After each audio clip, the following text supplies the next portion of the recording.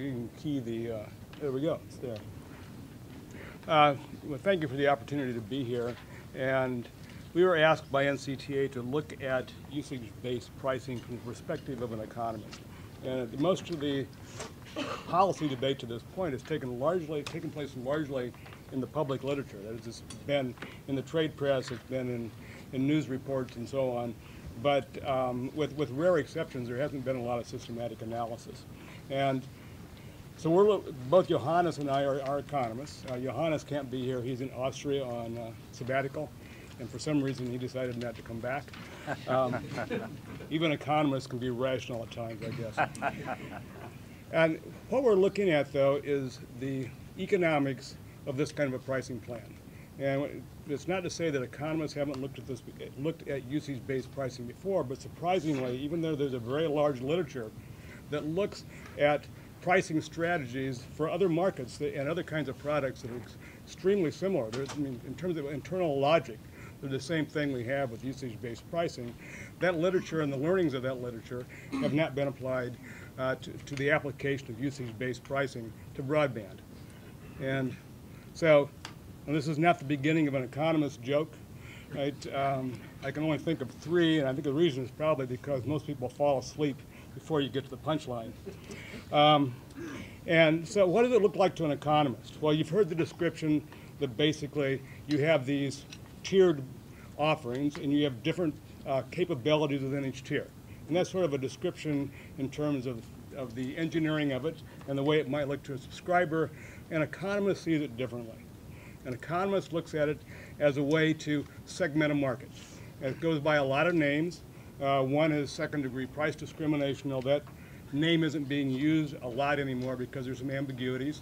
And I should mention that economists just view discrimination as ways of segmenting a market. It's not something that has a pejorative or no value-latent connotation at all. Differential pricing is more commonly used right now, or because it is so common for information goods and information services, the term versioning has come about. You have different versions of a product or service. That's made popular by Hal Varian, who before he became Google chief economist was an economist first at Michigan and then at Berkeley. In fact, in the Shapiro and Varian book, Network Rules, there's a whole chapter devoted to versioning. And so how common is it? Well, we encounter it all the time. You buy a tablet computer and you're asked how much memory do you want? How fast is the processor? Different versions, different prices. Same thing with your smartphones, and before that, the feature phones. Automobiles, when preparing this report, I just went online in the Lansing area, looked for the prices of local dealers for Chevy Malibus. There are 8 different models available with different sets of capabilities, and they vary in price from about $22,000 to a little above $30,000. And you get better seat upholstery, higher horsepower, and different features, sunroof or not. And we run into this all the time. You buy your insurance this way. How big is your deductible? How much coverage do you want? When you buy tickets for a football game, how close to the 50-yard line? How close to the field? And so you're looking at an attribute that is generally valued by all people, but people value it in different amounts. And because they value it in different amounts, it makes it possible to offer different bundles with different amounts and charge people different prices for the different bundles. What are the consequences for that? Well, it's not a guarantee. That is, there's theoretical ambiguity, as there is always is with price discrimination. But in general, there is a predisposition to expect that you will improve both economic efficiency as well as consumer welfare. And there's a strong reason for that. Go back a slide. And that's because if you are precluded, or if you don't find it profitable to use a differentiated pricing model, then you're lumping everybody together regardless of how much they're willing to pay. And so the tendency then, under that kind of a model, those people that are willing to pay the most, their dollar votes count more, and the service and the pricing gets weighted more towards them. And when you're allowed to differentiate, then you can offer a lower price bundle that people that otherwise wouldn't have been able to afford it or wouldn't have found it profitable to take, or personally profitable, will be able to do so. And so in differentiating, offer a differentiated set of bundles, you then expand the range of consumers that are willing to take the product and find find it in their own self-interest to do so. And there are good reasons to believe the case. That's the way it works for broadband, right? Now, those aren't the only benefits. And it makes it easier to allow people to comfortably adjust the amount of service they take. So if you look at the usage-based plans, almost all of them bring you up to a threshold, which you have a threshold in your plan. Beyond that, you pay another amount, a higher amount, to be able to consume more. For the most part, people stay comfortably within those bands.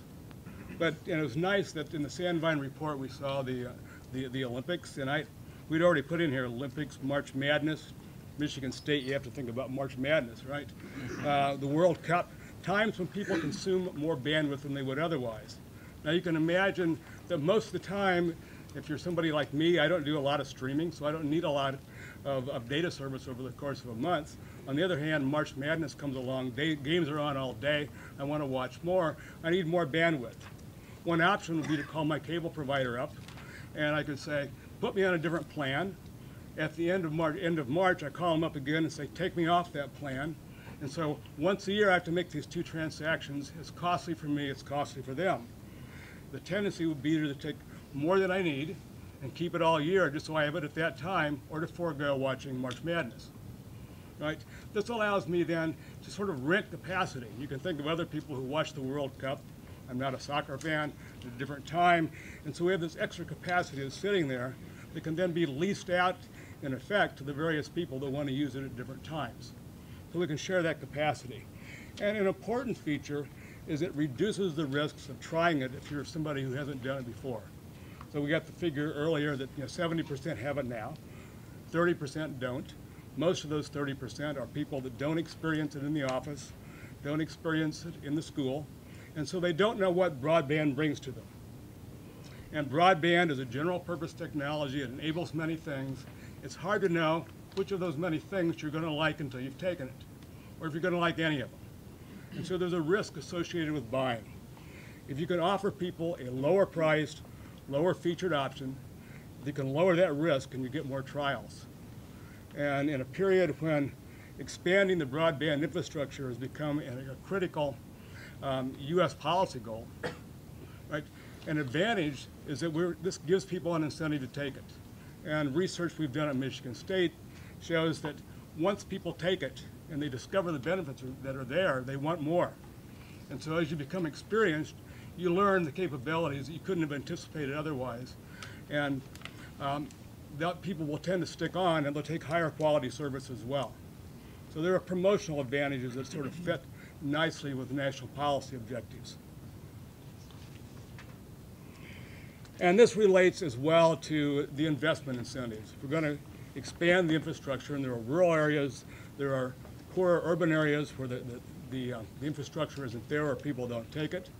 And it's important to realize that what we're talking about, just as we saw in the presentation earlier, a shared infrastructure. Right? So much of the infrastructure that comes by my house, by your house, and brings me a broadband connection is shared as common cost with other people in the neighborhood, and going higher up in the network is shared with people there as well. Now, what does differential pricing allow us to do? It allows us to collect small amounts of contributions for different people that pay different amounts, but collectively it adds up to contributing to cover the cost of that shared infrastructure. To get an example, suppose that we have two people. One person, the amount they're willing to pay would contribute $6 a month towards that shared infrastructure. And compare that to their neighbor who doesn't value broadband as much, what they're willing to pay would contribute $2 a month. Right? Now, if we're required to choose a single price, and we got 100 of one type and 100 of the other, well, 100 times 6 gives me $600 a month. I'm going to go with the higher price service. Right? So you won't have the people willing to pay less on the network at all. On the other hand, if I can find a way to differentiate the service, and I can collect 6 from one and 2 from the other, I definitely want to do both. And that's really the underlying logic. If I can collect more, it makes the investment more profitable. If the investment is more profitable, I'll invest in areas where I wouldn't have been before. In areas that are smaller and less densely populated, I'll get more competition than I would have before. So the investment effects are salutary as well. And those are really the two big things that we address in our report. The fact that we would expect the consumer consequences of UBP to be positive, as more people take it, more people get stuff they want. And second, it creates a private market incentive to invest in the infrastructure and expand it further into the country. That's my report. Thank you.